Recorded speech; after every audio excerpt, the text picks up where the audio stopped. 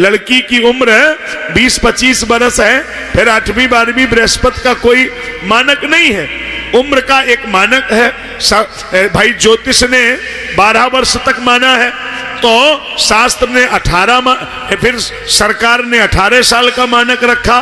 फिर अभी कुछ दिनों में सरकार ने एक नया अध्यादेश लाया, उसमें नई बात रखी है कि लड़की की उम्र कम से कम 21 वर्ष हो। वही है ना, बोलो भाई, 21 वर्ष हो।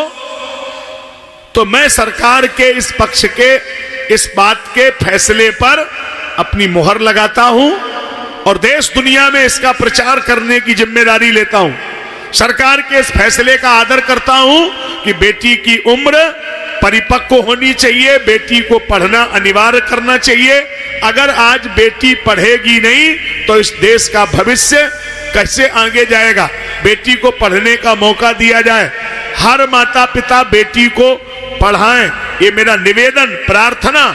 चूंकि अगर आज बेटी पढ़ करके जाएगी तो अपने बच्चे को होमवर्क करा पाएगी। चूंकि अब सीबीएसई बोर्ड में एक क्लास के बच्चे को इंटर वाला नहीं पढ़ा सकता, इतना टफ हो गया सब्जेक्ट। तो बेटी को स्वयं जब पढ़ेगी तभी ना वो अपने बच्चे का भविष्य संभाल पाएगी।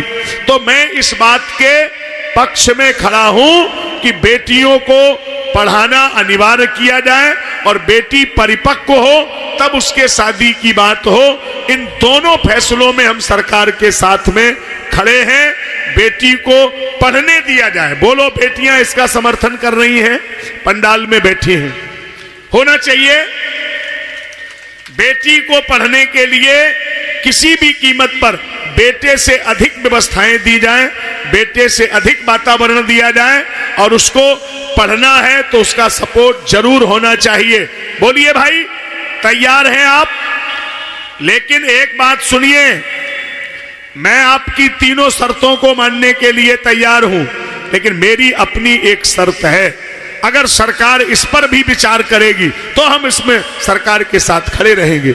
तीसरी मेरी एक शर्त है कि बेटी को पढ़ने का वातावरण दिया जाए, बढ़ने के लिए आगे बढ़ाया जाए। लेकिन एक शर्त पर सरकार ये भी अध्यादेश लेकर के आए कि जिस दिन बेटी की शादी होगी उस दिन बिना माता पिता के मर्जी के नहीं होगी, तब हम इसमें सहयोगी बनेंगे। ये कोई तरीका नहीं होगा कि माता पिता पढ़ा करके अपने आप को सब कुछ लुटा दें और बेटी अपने मन से अपना निर्णय ले और फिर 35 टुकड़ों में फ्रिज में पाई जाए। ये क्या तमाशा है? ये केवल माता पिता की आज्ञा की अवहेलना है। माता पिता को ना मानने का ही एक अर्थ है कि जिसने सब कुछ किया हो और आप उसको कुछ भी ना समझें।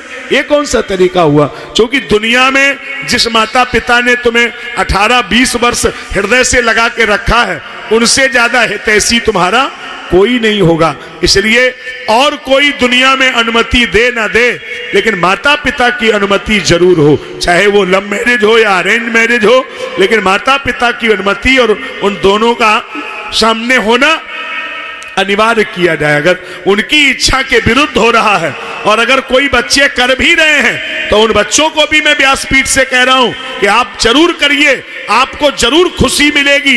लेकिन याद रख लेना, अगर माता पिता दुखी रहेंगे तो वो खुशी आपकी बहुत दिनों तक नहीं रहेगी। निश्चित उसका परिणाम गलत होगा। क्योंकि उनके मन को दुखा करके आप अपने को बड़ा कर रहे हैं तो ये कोई बड़ा होना नहीं है। उनके चरणों में प्रेम करके, उनके मन को, भाव को रख करके जब आप कोई निर्णय करेंगे तो आपको उस निर्णय का फायदा होगा। ये मेरा कहना है समाज से, आप सबसे।